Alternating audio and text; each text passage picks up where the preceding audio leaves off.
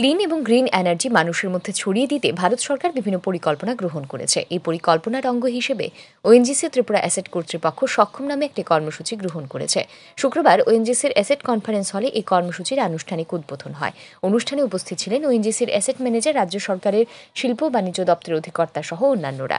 এই প্রসঙ্গে ওএনজিসি ত্রিপুরা অ্যাসেটের এক আধিকারিক জানান, কার্বন নিঃসরণ হ্রাস করা এবং গ্রিন হাউস গ্যাস নির্গমন বন্ধ করে পরিবেশকে দূষণের হাত থেকে রক্ষা করাই এই কর্মসূচির মূল লক্ষ্য। এই ক্ষেত্রে পরিবেশকে দূষণমুক্ত করতে বিভিন্ন জৈব উৎসগুলিকে মানুষের মধ্যে প্রচারে নিয়ে আসার বিষয়ে কর্মসূচিতে বিস্তারিত আলোচনা হবে।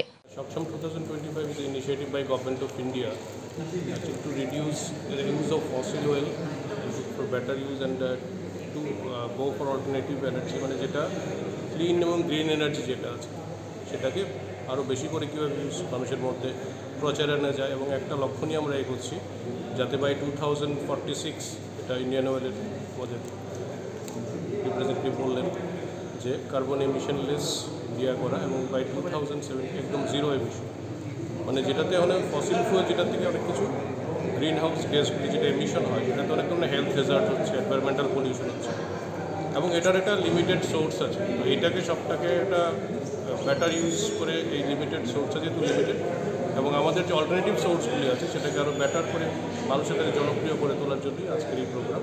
এটা এই আজকের থেকে শুরু 28 ফেব্রুয়ারি অবধি চলবে। কিন্তু আমার কথা হচ্ছে যে এখানেই থেমে থাকলে চলবে না, থ্রু আউট দ্য ইয়ার এই ধরনের অ্যাওয়ারনেস ক্যাম্পেইনগুলি আমাদের চালিয়ে যেতে হবে ফর দ্য ফিউচার জেনারেশনস। আগামী 28 ফেব্রুয়ারি পর্যন্ত 15 দিন ধরে চলবে এই সক্ষম কর্মসূচি। Bureau report, RE news.